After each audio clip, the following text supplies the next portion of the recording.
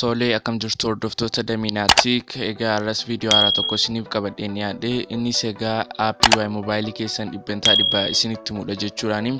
Egaa Daminaatiik sabskiraayib gochuudhaan viidiyoowwan darban yeroo hunda sa'aatii 8 walakkaarraa eegalee kan isiniif dhiyaatu waan ta'eef sabskiraayib gochuudhaan warri sabskiraayib hin godhin jirtan adaraan hordofaa isiniin jenna. Kallattumaan gara viidiyootti dabarra.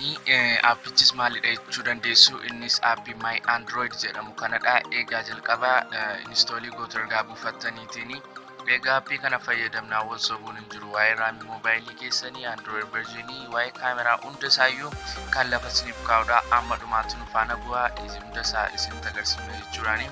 Egaa dhaxxanii ooppiin gootanii ergaa galtaniiti booddee egaa kuni akka seetinga keessan isaa silkii keessa irra jiru miti wanta dhugaa irratti kan waan hin ta'edha jechuudhaani.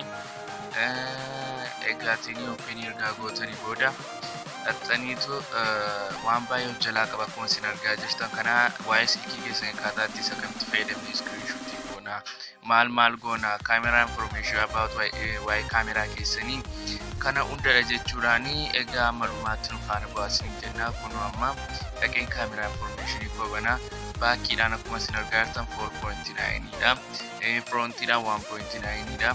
Egaa utuu dhaxxanii kara seetingii ilaaltanii sun baakiidhaanii 5 isinii kaa'uu danda'a. Garuu kuni wanta dhugaa fi kan qabatamaa ta'e frontii 1.9dha jechuudhaani. Kun gara filafiitiidhaanidha jechuudhaan kara selfii sana.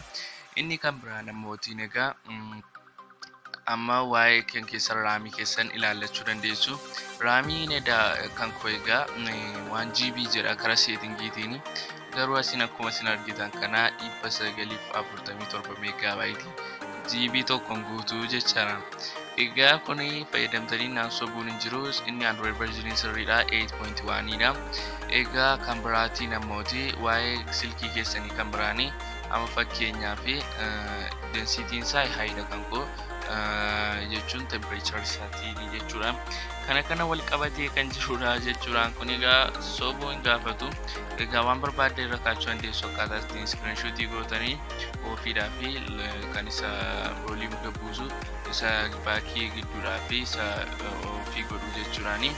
Kanatti fayyadamtanii iskiriinshuutii gootu. Kun egaa waa'ee silkii keessanii isinitti himaa jechuudhaani. Egaa inni kan birooti namooti waa'ee iskiriinshuutii kana keessaa yerootii baanudha. Kun egaa bifa afuriin iskiriinshuutii gochuu dandeessa natti himaatii jira. Silkii kanatti fayyadamee jechuudhaani. Kan barbaadde irra kaachuu dandeessa. Did it work? Yes or no si gaafata. Kan barbaadde irra kaa'ata. Egaa kan biraatti isin dabarsa. Aappii kan akkasiin buufattan egaa beekamaadha. Ilaa kun kan biraa waa'ee meemoorii isaatiidha. Otoon kara waan dhaqee ilaalee 8 GB jechuu danda'a. Garuu asii maal jiraatii jira 5.6. Kun dhugaa kan ta'edha jechuudhaani. Amma kan biraanii ammooti waa'ee kanaa aappii moobaayilii keessan irra jiru hunda isaatiidha. Kun hundi isaa immoo diliitii fa'aa gochuu naamnidha. Kun egaanii waa'ee bilbilarra sii dawwalameefa waan hunda of jalaatti qabataa jechuudhaani. Egaa warra maatii amma yoonaatti chaanala kana sabskiraayib hin godhin jirtan adiraa rabbi sabskiraayib godhaa isin jenna. Kun immoo waa'ee saayizii iskiriinii isaatiidha. Galgari publish 8 olii isaas argaa asuma isin jirtan kanadhaatiin. Egaa tiini kan biraan immoo kun egaa pikseliidhaanii meegaa pikseliidhaanidha.